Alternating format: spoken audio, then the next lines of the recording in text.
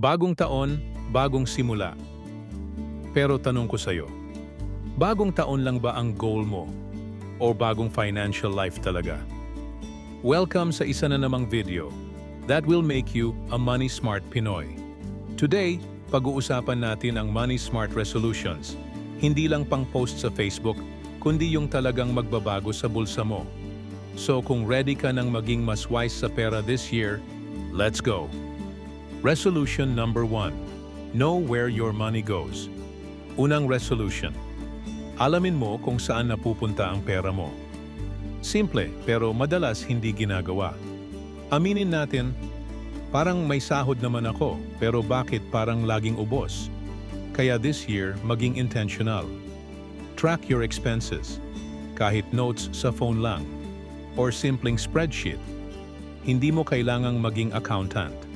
Ang goal lang, aware ka sa galaw ng pera mo. Remember, you can't manage what you don't measure.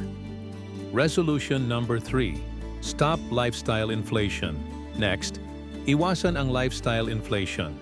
Tumataas ang sweldo tapos biglang upgrade ng phone, upgrade ng kape, upgrade ng luho.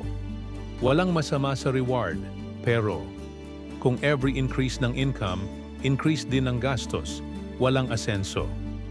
Ask yourself, need ko ba to o reward ko lang to ngayon? Be intentional. Control the lifestyle. Don't let it control you. Resolution number 4. Build your emergency fund. Next resolution, emergency fund. Hindi ito pang-invest. Hindi ito pang-shopping. Pang-unexpected. Goal mo this year, at least 3 to 6 months ng expenses. Bakit? Dahil ang emergency, hindi nag-aabiso. Kapag may emergency fund ka, hindi ka mangungutang, hindi ka magpapanik. Peace of mind yan, mga ka-money smart Pinoy. Resolution number 5. Make your money work for you. Last but not least, invest in knowledge and opportunities. Hindi lahat ng investment ay pera agad. Minsan, skills, financial literacy, discipline. Kapag natutunan mong palaguin ang pera mo, kahit maliit ang simula, may direksyon ang future mo.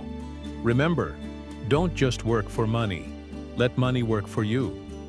So ayan mga kaibigan, mga money smart resolutions na hindi lang pang New Year, kundi pang long-term success. Hindi kailangan perfect.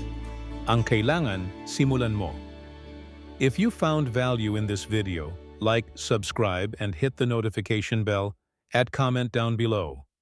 Kung ano ang money smart resolution mo this year. This is Money Smart Pinoy, where we make smart choices with money. 1 peso, 1 decision at a time. Thank you for watching.